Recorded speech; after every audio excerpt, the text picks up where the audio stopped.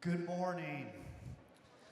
We have some, I don't want to say guests, I want to say family here with us today. So in case we haven't met, I want to introduce myself. I'm Woody Morwood. I'm one of the campus pastors here at APU. But we have some grandparents here. Can we welcome them? If you are a grandparent, will you raise your hand? All right? Welcome to APU. You're part of the family. Yeah. And the fact that you're here really shows your support and all that you're doing to watch out for someone that you care deeply about. How many of you have your grandparents here? Raise your hand real quick. All right, good, good. Those of you that don't, look around, and today is Adopt a Grandparent, Go to Lunch for Free Day. All right? Just kidding, unless you want to. We're really glad that you're here. It is fun to be able to invite people and see what's happening and what God's doing. Let me give you a little quick inside story. That last song that we just sang was written by an APU student at the time and now staff member. It was written around our series on James, and how amazing it is to have music that kind of tells our narrative and story of what God is doing in us while we're really trying to be disciples and scholars here at APU. Pretty exciting song. James wrote that song about James. It was really good. Hey, let me give you a little bit of insight about this morning. The reason we have our speaker here today is Terry Franzen, myself, and our president, John Wallace, were sent a manuscript about an upcoming, forthcoming book. And the name of the book really tells a lot about it, The Colors of Goodbye. The subtitle is really important, A Memoir of Holding On, Letting Go, and Reclaiming Joy in the Wake of Loss. The reason it was sent to the three of us is because APU is throughout the book, and our stories cross over. Really what we have this morning is a great speaker, a great author, a staff member at Willow Creek Community Church in Chicago. But really what we have, just like grandparents, is we have a family member. The Vaudrey family have been involved with many of their kids coming to school here, getting their degrees here. But really what we want you to hear today is a narrative where God redeems and God is present. Will you welcome and let her tell her own story, September Vaudrey?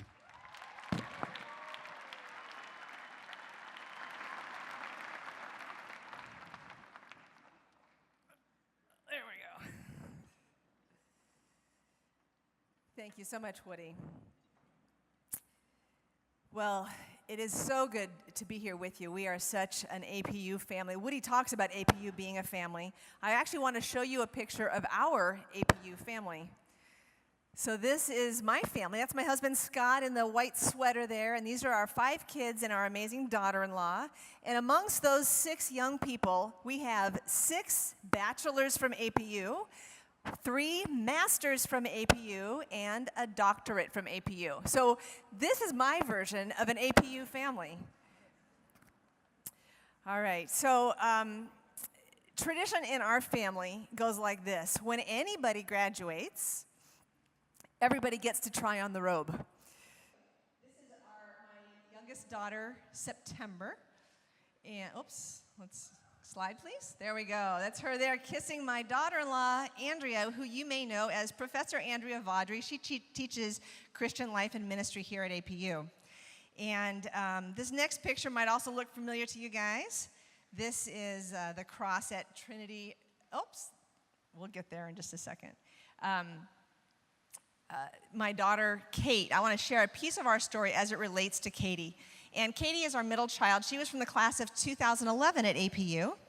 And she was an art major. And she lived in Trinity. Do we have any Trinity students here? Woo! All right, Trinity. Yeah, she was on 4th North. She was a 4th North girl.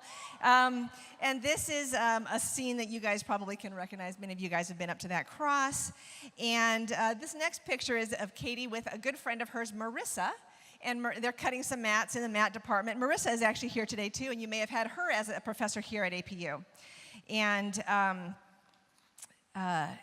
our story as it relates to Katie is what I want to share a bit with you today. Katie came home from her freshman year of college in May after her freshman year, and she sat me down the next morning over a cup of coffee, and she says, "Mom, John Wallace gave the best closing chapel. He told us, you guys have 100 days of summer. Don't come back the same. Don't loll your days away. Be purposeful. Steward your days well." And Katie decided she wanted to steward her 100 days well. And so she would get up early in the morning and make chocolate chip pancakes for her younger brother and sister who were still in high school. And she would fill her days with laughter and meaningful conversation with friends and games with the family and painting. And she lived each day fully and purposefully. On Mother's Day of that year, she gave me this note. And she said this: "Your joy is one of the main ingredients to this home's culture. Don't underestimate your contribution," which was kind of ironic coming from her because this girl is just constituted by joy. So Katie left for her first day of her summer job around 3 p.m. on May 31st. And around 4 p.m., I got the phone call that every parent dreads. Unbeknownst to us, Katie had a cerebral aneurysm in her brain. And on her way to work as she was driving, the aneurysm ruptured and she passed out over the wheel. And there was a violent car accident. Thankfully, the gentleman who hit her car walked away with just a couple of scratches, but the accident broke Katie's neck, and she had a basal skull fracture. And Scott and I rushed to the hospital, and Katie was in a coma.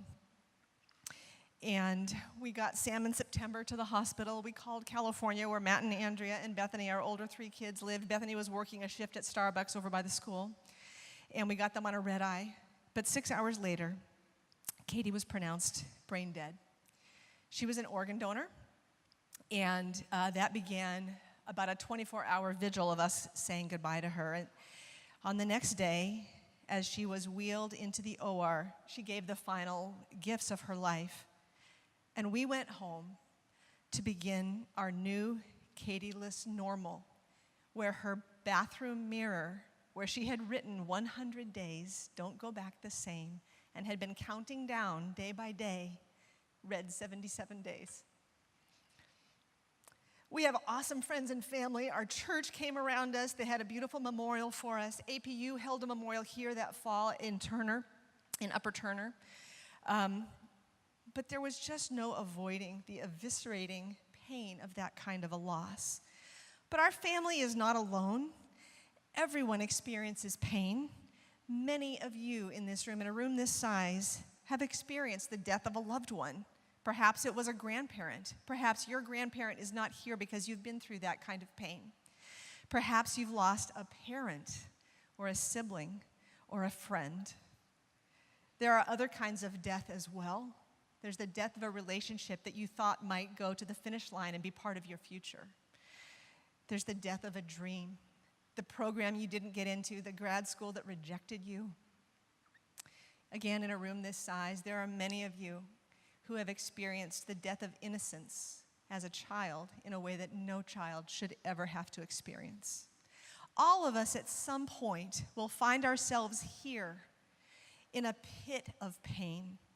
So this morning, whether you're currently in a season of pain, or you know someone who is, or you're a human and someday you will be in a season of pain, I want to invite you on an exploration of the cheery topic of pain and grief.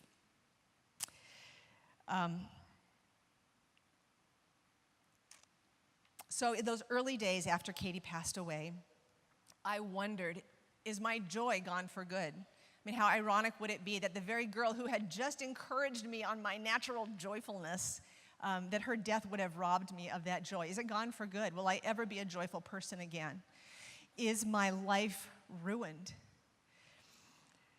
As I was praying one day and I was kind of railing at God, I had this kind of mental image that popped into my mind. It wasn't like a vision or something, but it was just a picture. And I imagined my life as this path going through a very deep, thick woods. And the woods were kind of on a hill. And my path of my life is moving ahead forward. And out of nowhere, this giant boulder taller than me comes crashing through the trees, and it smashes into the path of my life. And then it continues on its merry way, and it's gone. And I'm left standing there, and I'm looking ahead at my life, and there is a crater in the path of my life, and there's no way around, there's no way forward without going through that crater. I couldn't go above it. I couldn't go below it. I knew that the only way forward was through. And I said to God, Are you kidding me? I did not sign up for this. And I sensed him saying back to me, you didn't get to choose the boulder that crashed into your life and left this gaping crater in your soul, but you do get to choose what you fill that crater with so that you can move forward. You get to choose what you fill that crater with.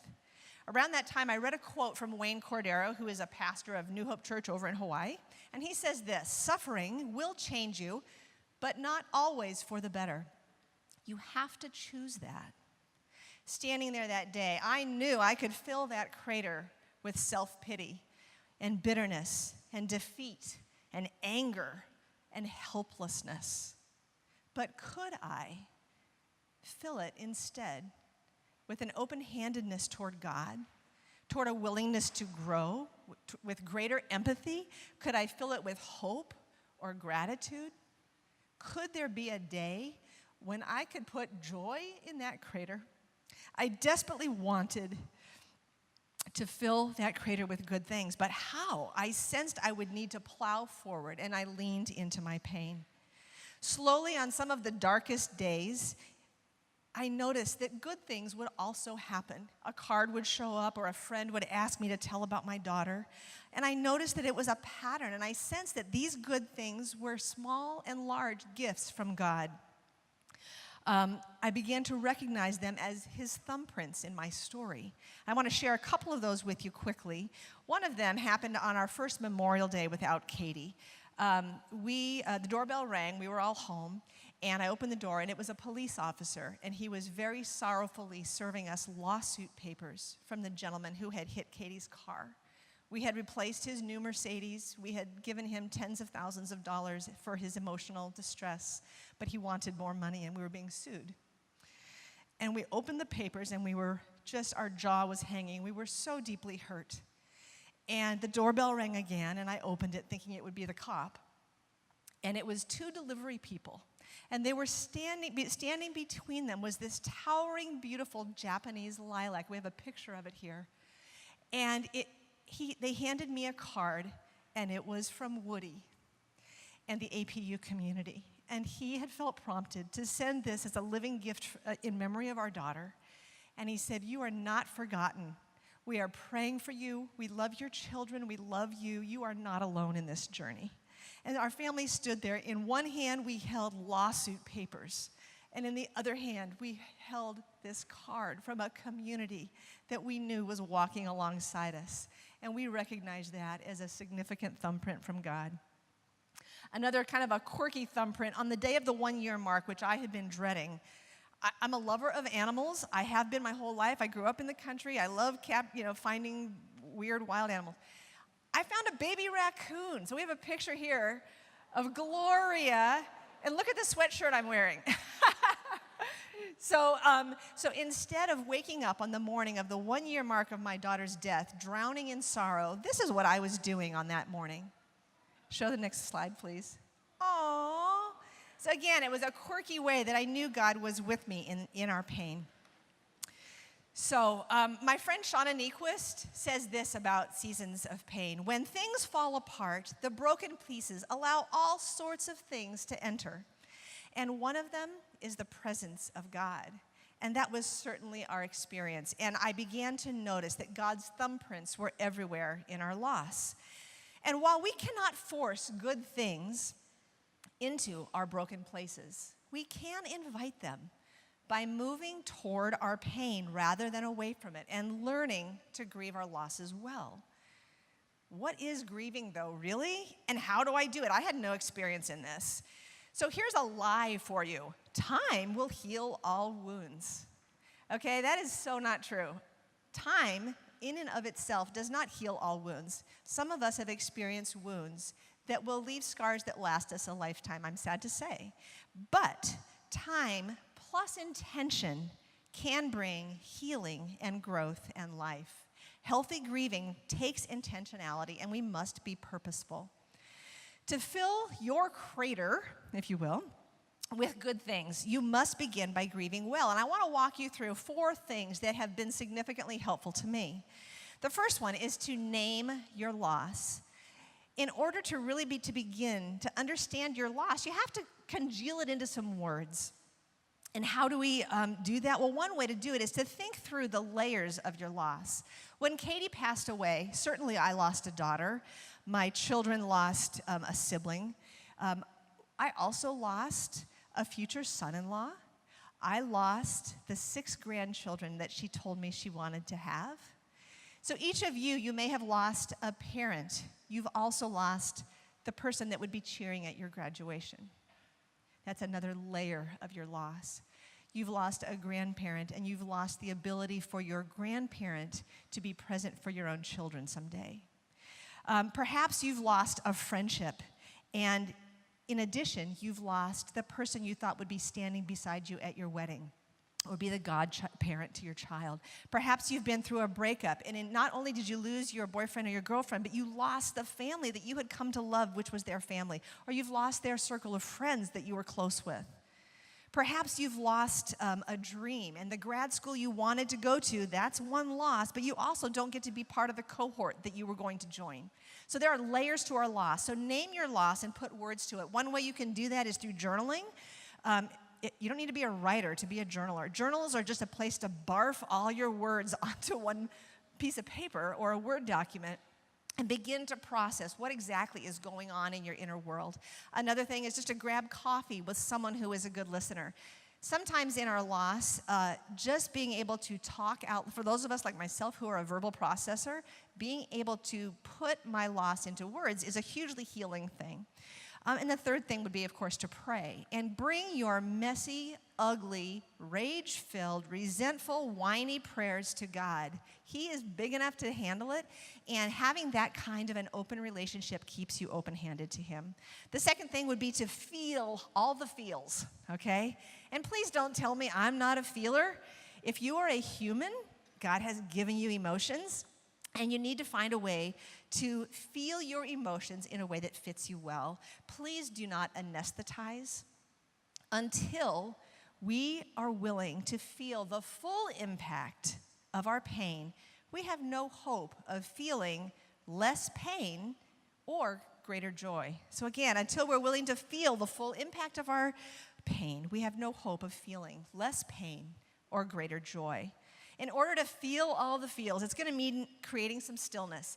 You guys are in college. Stillness is not the order of the day. I realize that. You've got finals and Instagram and student activities. Some of you may anesthetize some of your pain with unhelpful things like food or substances. In order to create healthy stillness, one way that you can do that perhaps would be to kind of compartmentalize your loss. In other words, you know you can't live in that raw place day in, day out, minute by minute. You're going to need to kind of put it in a mental shoebox and set it on a shelf that is within reach, and do not allow that box to collect dust, because you're at least once a week going to take that box down, open it up, and you're going to journal or talk to a friend or engage your loss so that you are actively moving your grief forward in a way that makes sense. Another thing you can do is to use calendar. So look ahead. There are going to be landmark days. We call them in our family the awful firsts. There's the first birthday, the first anniversary, the first Christmas. No matter what your loss is, there's probably a spot in the calendar that's going to be tender. Don't avoid that day. Take advantage of it. Use it as a way that you can be purposeful in your grief. So I want to show you, APU did something very significant for our family around about 3 years into our loss of Katie. She would have graduated in 2011, and a few weeks before graduation, Terry Franson called me up and he said, we want to get, Katie, your daughter, marked our school. She marked her class, and we want to give her diploma to you posthumously. Would you come down and receive that from us? And we talked about it, and we're like, absolutely we would. So our whole family came down, our best friends came down, and we have a video we want to show you right now.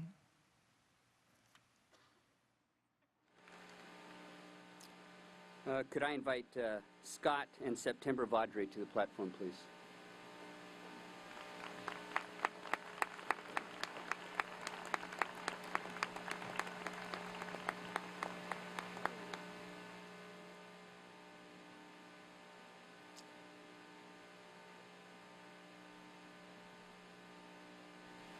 Kate Vaudrey began her freshman year at Azusa Pacific in the fall of 2007. She spent her freshman year in Trinity. She's a vibrant, motivated freshman who inspired Chicagoland students to come to the West Coast. Kate was strong and a faithful follower of Jesus Christ. Her love for God was evident to everybody who met her. She was a masterful artist, full of joy, had a continual hunger to help others. Tragically, on June 2nd in 2008, while she was home for the summer, she passed from an unexpected cerebral aneurysm. Kate's presence in our community has been missed. On behalf of this community, it is my privilege to remember Kate and celebrate her remarkable life among us by presenting a diploma to her mother and father, and by extension to her classmates and her friends and her community. Would you please stand and recognize Kate Vaudrey with me?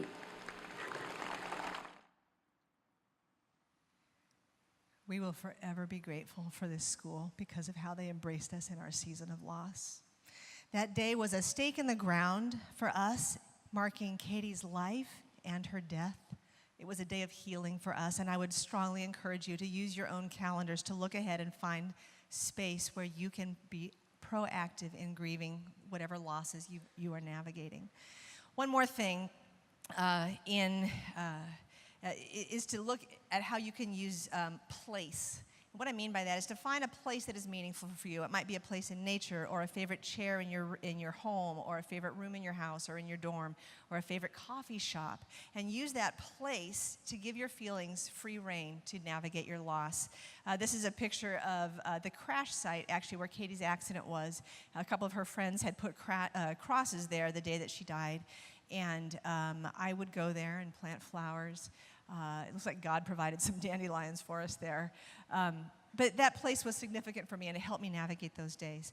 Okay, so we're going to name our loss. We're going to feel all the feels. We're also going to build a tribe. Okay, so God does his work in this world through people. You cannot grieve alone. Your loss may be a solitary loss. You need to do it alongside people that can help you walk through that season of difficulty. A tribe might not be who you think. Oftentimes, when you experience a loss, the people you assumed would come right alongside you, maybe they're not that comfortable with what you're going through. And suddenly there's new people that you didn't even know that well that are really serving you well in that difficult season. So look for who your tribe is going to be.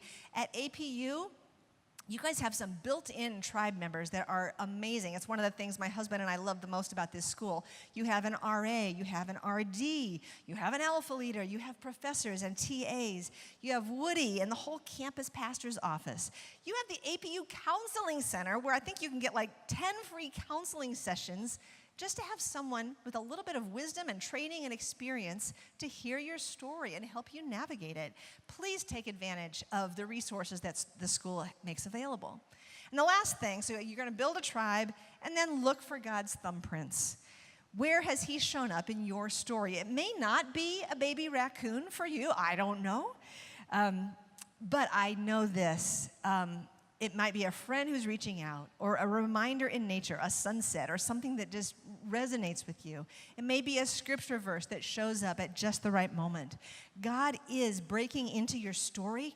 He's drawing near you in your pain. Do not overlook him. You can count on him to show up every time. You are not alone. Imagine what it would look like if every person, young and old, in this room were to commit to being someone who stewards their pain well, who understands that embracing loss of all kinds can lead to beautiful things. So May 31st of this year will mark the 8-year mark of Katie's death. And I'm not the same person I was before she died. I believe I am probably a more grateful person. I'm a more compassionate person. My joy was, in fact, not gone for good as I had feared. In fact, this crater that I have had to fill actually has created space for greater love and deeper gratitude and more outlandish joy in my life. And I would trade all of those good things in a heartbeat for another day or another hour or another minute with this girl. And that's not on the menu for me. I don't get to choose that. and neither do you, but we do get to choose what we will allow to fill these craters in our soul. In my daughter's senior thesis when she was in high school, she wrote this: I am learning never to waste pain, but to experience it fully. I want my work to be indicative of the beauty within struggle. Beauty within struggle was a theme for Katie. I want you to reach under your chairs today. You have a card. It looks like this. Everybody should have one where they're seated. This is a piece of art that Katie painted while she was here at APU, and it's called A Tree Called Life. In fact, I think this tree is on campus somewhere. If any of you recognize it, please come tell me where it is. I would love to see it. I don't know where she painted this. So she painted this, and I want you to look at the tree trunk.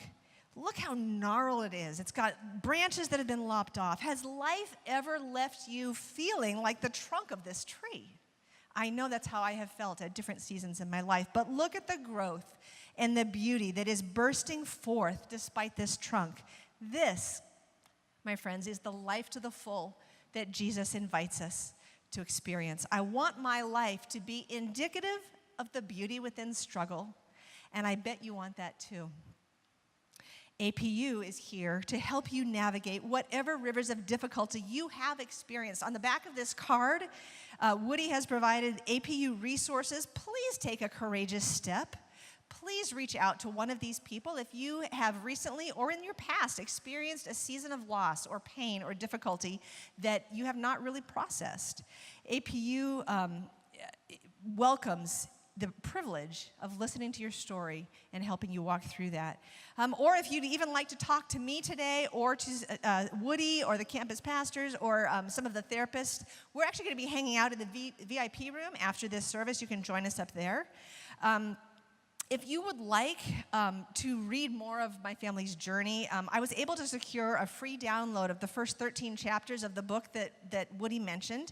And if you just go on my website, which I believe is listed on the back of the card, and sign up for it on the email there, I will email you a free PDF. And you can, if that serves you well, please go ahead and do that. And the book releases April 5th. It'll be available in bookstores and Amazon and such. My life before Katie died was beautiful, and my life is beautiful still. This is our family today. We have 2 grandkids now and 1 on the way, and we have 1 brown-eyed girl who is sorely missed and will never be forgotten. Do not waste your pain. Experience it fully. Embrace the beauty within struggle. You get to choose. What will you fill your crater with?